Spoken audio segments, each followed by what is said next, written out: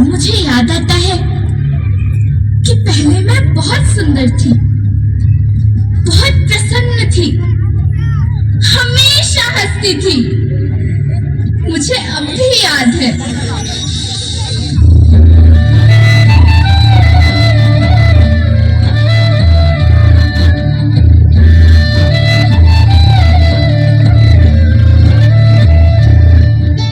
मैं तुम्हारी माँ सुंदर क्यों ना होती, मुझे तो सुंदर होना ही था, क्योंकि बीते जमाने में आप मेरे बच्चे ही तो अपनी माँ के रखवाले थे।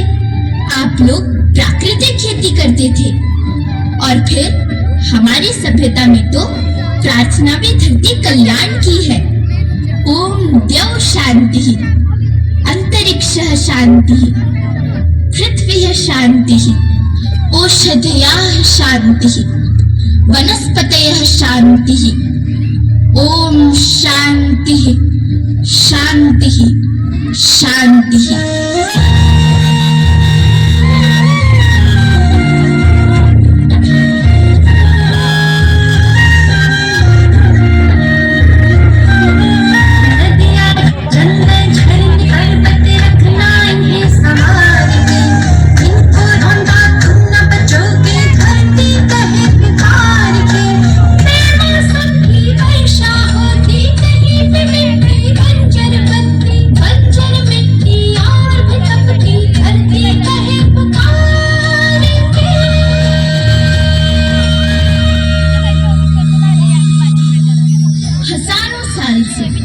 मनुष्य धरती की गोद में रहता आया है, लेकिन आज मैं आपसे पूछती हूँ कि आपने इसके बदले धरती माँ को क्या दिया?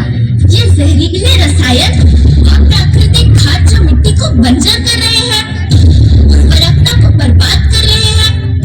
आप अच्छी पैदावार के लालच में जो रासायनिक खाद अपने खेतों में डाल रहे हैं, वो अभी तो लाभ देगी, लेकिन लंबे समय में उसी रासायनिक खाद का नुकसान भी है।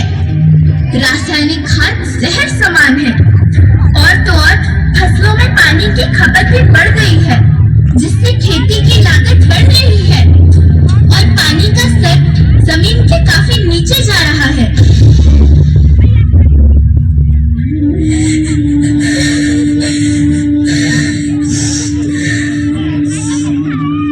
बच्चों, मैं तुम्हारी माँ हूँ। मैंने तुम्हें सुख से जीने के लिए पर्याप्त संसाधन दिए हैं, पर तुम्हारे लालच की पूर्ति के लिए नहीं दिए। ऐसा लगता है कि थोड़ी सी अधिक पैदावार और अपने लालच के लिए आप सब अपनी अगली पीढ़ी, अपने बच्चे के भविष्य के बारे में सोचना भूल गए हैं।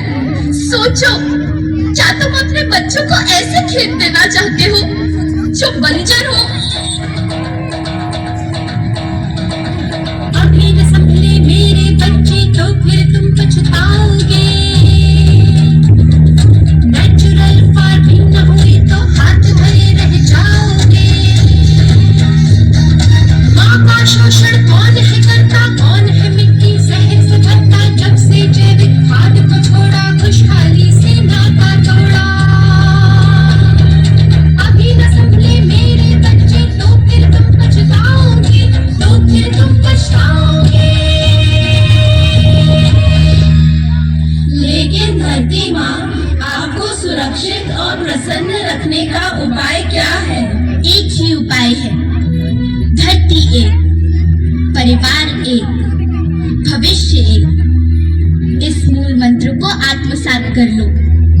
प्राकृतिक संसाधन को बचाओ, प्राकृतिक खेती को अपनाओ और परंपरागत देसी पद्धति से, जैसे गो आधारित उत्पाद, जीवामृत, बीजामृत,